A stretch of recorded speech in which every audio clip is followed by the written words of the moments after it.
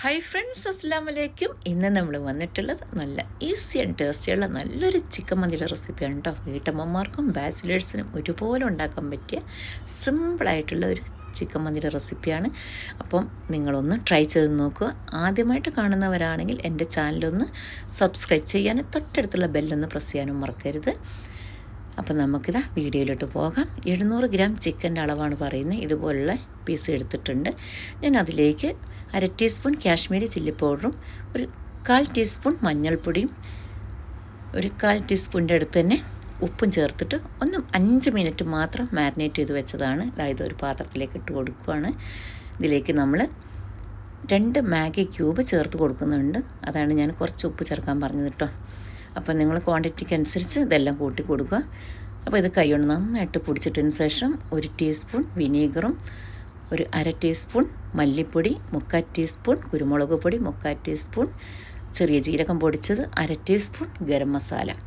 കൂടെ തന്നെ നമുക്ക് ഇഞ്ചി വെളുത്തുള്ളി പേസ്റ്റ് 3/4 ടീസ്പൂൺ, മല്ലിയിലയും പുതിനയും കൂടി അരച്ചത് 3/4 ടീസ്പൂൺ, ഒരു ചെറിയ സവാള നമ്മൾ കനം കുറച്ചരിഞ്ഞത് അതും കൂടി ചേർത്ത് കൊടുക്കുക. ഈ 700 ഗ്രാമിൻ്റെ ആണ് കേട്ടോ. പിന്നെ ഒരു മീഡിയം സൈസ് ക്യാപ്സിക്കും ചെറുതായിട്ട് അരിഞ്ഞ് 1.5 ടേബിൾ സ്പൂൺ സൺഫ്ലവർ ഓയിൽ ഒഴിച്ച് കൈ കൊണ്ട് നന്നായിട്ട് മിക്സ് ചെയ്ത് നമുക്ക് ഒരു 2-3 മണിക്കൂറൊന്ന് മാറ്റി വയ്ക്കാം. ഇനി നമ്മൾ 3 മണിക്കൂറിന് ശേഷം ഞാൻ ഒരു കടായിലേക്ക് ഇട്ട് കൊടുക്കുന്നുണ്ട്. അപ്പം നമ്മൾ അതിൽ കുറച്ച് വെള്ളത്തിൻ്റെ ആവശ്യമുള്ള ഒരു 3 ടേബിൾ സ്പൂൺ വെള്ളം പാത്രത്തിലൊഴിച്ച് ആ മസാലയിൽ ഇതുപോലെ ചേർത്ത് കൊടുക്കുക. കണ്ടില്ലേ? അപ്പോൾ അത് വേവാനായിട്ടുള്ള അത്ര മതി കേട്ടോ. വെള്ളം ഒരുപാട് ചേർക്കരുത്. ഒരു 3 ടേബിൾ സ്പൂൺ. ഇത് മിക്സ് ചെയ്തതിന് ശേഷം നമ്മൾ 2 മിനിറ്റ് ഹൈ ഫ്ലെയിമിലിട്ടിട്ട് സിമ്മിലേക്കിട്ട് ഈ ചിക്കന് തിരിച്ചും മറിച്ചൊക്കെ ഇട്ടും നമ്മളൊന്ന് വേവിച്ചെടുക്കണം. അപ്പോൾ ഒരു 10-15 മിനിറ്റ് ആകുമ്പോഴത്തേക്കും നമ്മൾ ചിക്കൻ വെന്തും കിട്ടും. മസാലയൊക്കെ ഇതുപോലെ പറ്റി നല്ലൊരു ഇതുപോലൊരു ഓയിലൊക്കെ തെളിഞ്ഞ് വന്ന ഒരു സ്റ്റേജ് ആകുമ്പോൾ ലാസ്റ്റ് ആകുമ്പോൾ ഇതാണ് കേട്ടോ നമ്മളെ ഒരു കൺസിസ്റ്റൻസി എന്ന് പറഞ്ഞത്. കണ്ടോ? ഇതുപോലെ ഇത്രയും മതി. ഓയിലും എല്ലാം ആയിട്ട് നമുക്ക് ഒരുപാട് മസാലകളും വെള്ളമൊന്നും വേണ്ട. അപ്പോൾ നമുക്കിതൊന്ന് മാറ്റി വയ്ക്കാം. അപ്പോൾ നമ്മൾ 1 കപ്പിന് 1.5 കപ്പ് വെള്ളം നമ്മളിതാ വീതം ഒഴിച്ച് 3 കപ്പ് നമ്മൾ വെള്ളം ഒഴിച്ച് കൊടുത്തിട്ടുണ്ട്. അതിലൊരു ബേ ലീഫ് ഇട്ട് കൊടുത്തിട്ടുണ്ട്.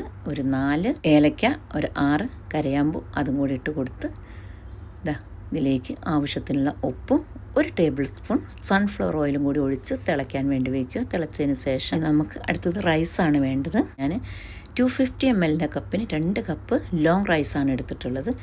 അത് നമ്മൾ കഴുകിയതിന് ശേഷം 1 മണിക്കൂർ വെള്ളത്തിൽ സോക്ക് ചെയ്ത് വെച്ചേക്കുവാണ് കേട്ടോ. എന്നിട്ട് അത് നമ്മൾ വാലാൻ ഒരു സ്റ്റെയിനറിൽ വെച്ച് കൊടുത്തു. നമ്മൾ ഊറ്റി വെച്ചിട്ടുള്ള റൈസില്ലേ അത് ഇതിലേക്ക് ഇട്ട് കൊടുക്കുക കേട്ടോ. എന്നിട്ട് ഇതിങ്ങനെ മിക്സ് ചെയ്തതിന് ശേഷം വന്ന് ഒന്ന് മൂടി വയ്ക്കുക. ഒരു 2-3 മിനിറ്റ് കഴിയുമ്പോൾ ഒന്നുകൂടി മിക്സ് ചെയ്യുക. അറിയാലോ എൻ്റെ ചാനലുണ്ട് പെട്ടെന്ന് റൈസ് ഉണ്ടാക്കുന്നത് കേട്ടോ. ബിരിയാണി റൈസ് എങ്ങനെ ഉണ്ടാക്കാമെന്നുള്ളത് അത് നോക്കി ചെയ്ത് നോക്കുക. അപ്പോൾ നമ്മുടെ റൈസൊക്കെ സെറ്റായി വന്നിട്ടുണ്ട്. അപ്പോൾ അതിലേക്കുള്ളൊരു ഗ്ലേസ് കിട്ടാനും ടേസ്റ്റിനും 1 ടേബിൾ സ്പൂൺ പശു നെയ്യും 1 ടേബിൾ സ്പൂൺ സൺഫ്ലവർ ഓയിലും ചൂടായതിനു ശേഷം നമ്മളുടെ മുന്തിരി ഇതുപോലെ ഒന്ന് അതിൽ പൊരിച്ചെടുക്കുക. അത് മൊത്തത്തിൽ അങ്ങോട്ട് ഒഴിച്ചു കൊടുക്കുക. ഓയിലും ഇതെല്ലാം കൂടി ഒഴിച്ചു കൊടുക്കുക കേട്ടോ. എന്നിട്ട് ഇതുപോലെ അടി മുതൽ പതുക്കെ ഒന്ന് ഇളക്കി മറിച്ച് പൊട്ടാതെ എടുക്കുക.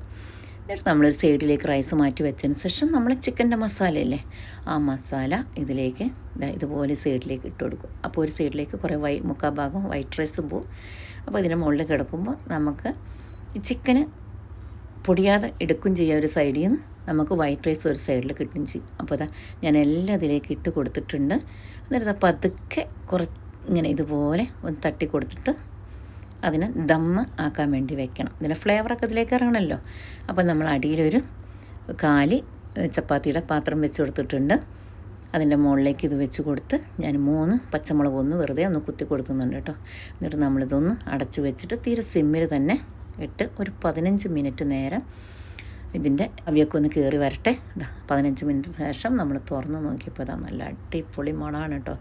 ശരിക്കും നമ്മൾ ഈ ആർക്കോളൊക്കെ കത്തിക്കൂലേ അതിൻ്റെയൊക്കെ നാച്ചുറലായിട്ട് തന്നെ ഇതിൽ വരും. മാഷാ അല്ലാ, അടിപൊളി ടേസ്റ്റ്. നിങ്ങൾക്ക് വേണമെങ്കിൽ നമ്മൾ ആ ദമ്മ് വെക്കുന്ന സമയത്ത് നമുക്ക് ചാർക്കോൾ ചെയ്യാം കേട്ടോ. നിങ്ങൾ ഒന്ന് ചെയ്യാത്തതൊന്ന് ചെയ്ത് നോക്ക്. അപ്പോൾ നിങ്ങൾക്കറിയാം അതിൻ്റെ ഫ്ലേവർ എന്താണെന്ന്. അപ്പോൾ മൊത്തത്തിൽ നമ്മൾ മിക്സ് ചെയ്തതിന് ശേഷം ഇനി നമ്മളൊരു സെർവിങ് പ്ലേറ്റിലേക്ക് മാറ്റുവാണ്. കണ്ടില്ലേ? അടിപൊളി ടേസ്റ്റിൽ നമ്മൾ സൈഡിലൊരു എരിവുള്ള ചട്നിയും കൂടെ ഉണ്ടാക്കി വെച്ചിട്ടുണ്ട് കേട്ടോ. അപ്പോൾ നിങ്ങൾ ഇതൊന്ന് ഉണ്ടാക്കി നോക്കുക. ഇതൊന്ന് ഷെയർ ചെയ്ത് മറ്റുള്ളവരിലേക്ക് കൊടുക്കാനും ലൈക്ക് ചെയ്യാനും ഷെയർ ചെയ്യാനും കമൻറ്റ് ചെയ്യാനും നിങ്ങൾ മറക്കരുത്. അപ്പോൾ ഇനി അടുത്ത വീഡിയോ ആയിട്ട് കാണുന്നവരെ മാസ്സലാമ.